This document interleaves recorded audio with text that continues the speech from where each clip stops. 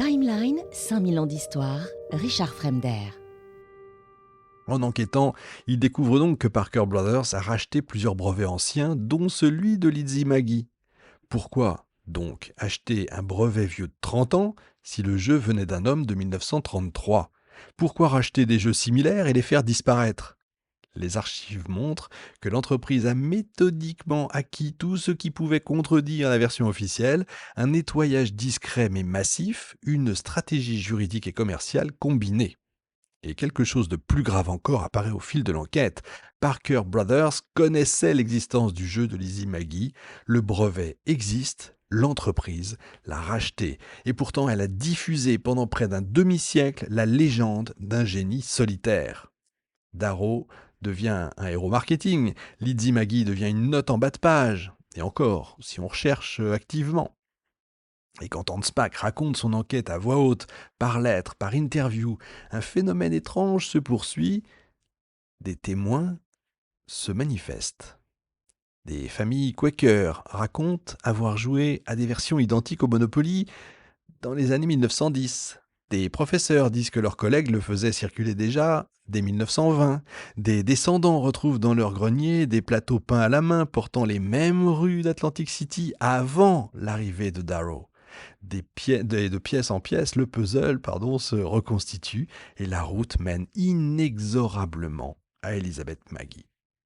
À un moment, dans le cadre du procès, un dirigeant de Parker Brothers finit par être interrogé sous serment. Et c'est là que le château de cartes chancelle. Il reconnaît en effet que le jeu existait avant Darrow, que la société connaissait Lizzie Maggie, que le brevet avait été acheté.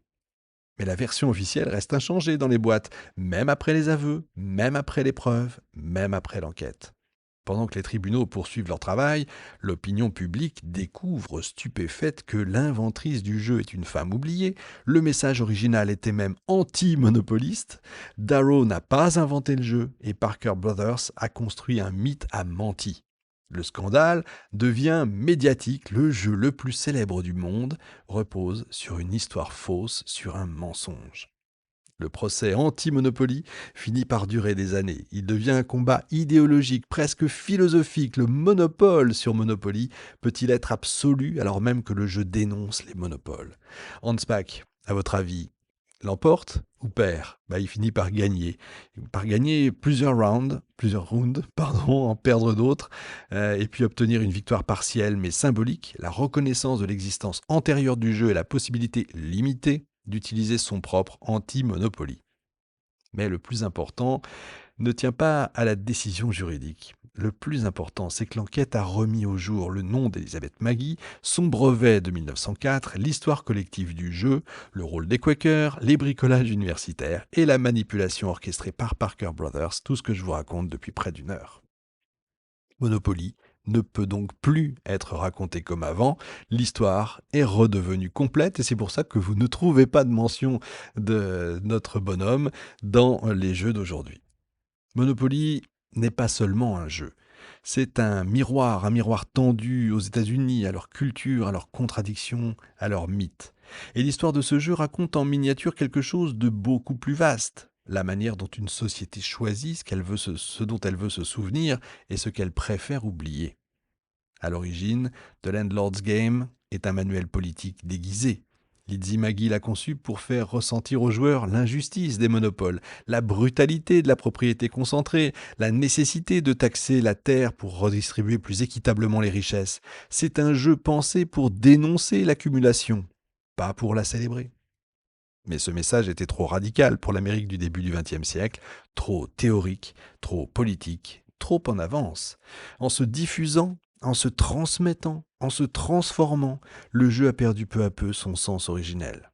Les communautés qui le reprenaient n'en retenaient parfois que le plaisir de la compétition, acheter, construire, ruiner les autres, la jouissance de dominer l'adversaire, supplantant la leçon économique. Et lorsque Parker Brothers arrive, l'entreprise coupe le dernier lien avec le progressisme. Lizzie Maggie disparaît, le message s'efface, la dénonciation des monopoles se change en glorification. Monopoly devient le contraire de ce qu'il était, mais tout le monde adore. Dans ce passage du progressisme à l'iconographie capitaliste, Eh ben, on peut lire toute l'histoire moderne, à la fois des États-Unis, mais j'allais dire presque de tout le monde occidental. Un monde qui s'est souvent accommodé de ses contradictions pourvu qu'elles racontent une belle histoire. Parker Brothers a compris l'essentiel. Pour que le jeu devienne un phénomène, il fallait lui offrir une fable. Charles Darrow était parfait. Sa vie incarne le récit préféré de l'Amérique, l'homme seul, ruiné par la crise, qui invente dans son sous-sol le jeu qui le rend millionnaire. C'est le rêve américain, distillé sous forme de biographie, un mythe mobilisateur, un message simple avec une idée, tout est possible. Que ce récit soit faux, tout le monde s'en fiche. Il ressemblait à une vérité américaine et ça suffisait. La puissance d'un mythe ne réside pas dans sa précision, mais dans sa capacité à faire croire. Vous savez, hein, quand la légende dépasse la réalité, on publie la légende. Ça, c'était dans L'homme qui tua Liberty Valance. Je l'ai déjà dit, cette phrase. Euh, c'est magnifique et je la trouve tellement juste à propos des États-Unis. Elisabeth Maggie, elle, n'entre pas dans ce récit. C'est une femme, une militante, une réformatrice. Oh là là, l'horreur, une progressiste, qui a la pensée complexe, un discours anticapitalisme. Enfin bref, l'horreur absolue. Tout ça est incompatible avec l'iconographie des années 30 aux États-Unis. La société a choisi le personnage qui donc correspondait à ce qu'elle voulait raconter elle-même. D'un point de vue économique, c'est quand même un jeu fascinant, ce Monopoly. Il fonctionne comme un simulateur d'inégalité. Le hasard initial fait naître des écarts, l'investissement creuse les différences, l'effet cumulatif écrase les perdants, la spirale de dette accélère la chute, l'argent circule surtout vers ceux qui possèdent déjà. La finalité, c'est la destruction totale des autres joueurs. C'est un modèle d'accumulation absolue. C'est terrible comme jeu, en fait, quand on réfléchit. C'est vrai que quand on est enfant, on veut accumuler les billets. On se dit, ah là là, plus j'ai de billets, plus je vais gagner. Alors qu'évidemment, c'est l'inverse. Il faut posséder, posséder, posséder. En jouant, chacun apprend intuitivement la dynamique du capitalisme qui n'est pas régulé, mais dans une version amusante, presque innocente. Et c'est pas un hasard si Monopoly connaît un succès si immense pendant et après la Grande Dépression. Dans une période de rareté, il offre la possibilité fictive de s'enrichir sans limite, de posséder, de dominer, d'accéder symboliquement à ce que le réel refuse. Monopoly, finalement, c'est quoi? C'est un exutoire, un fantasme de puissance domestiquée. Ce que Lizzie Maggie voulait montrer comme un problème est finalement devenu un véritable plaisir. Le plus grand paradoxe de Monopoly, c'est sûrement celui-là, un jeu créé pour dénoncer les monopoles qui est devenu lui-même un monopole planétaire. Le nom Monopoly est maintenant protégé agressivement, hein, bien entendu.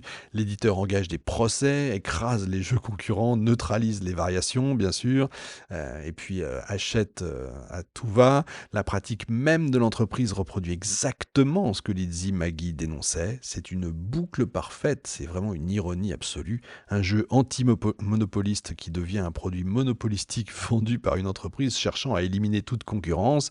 L'histoire du jeu devient l'histoire de son propre message dévoyé. C'est vraiment, à mon sens, unique dans toute l'histoire du jeu.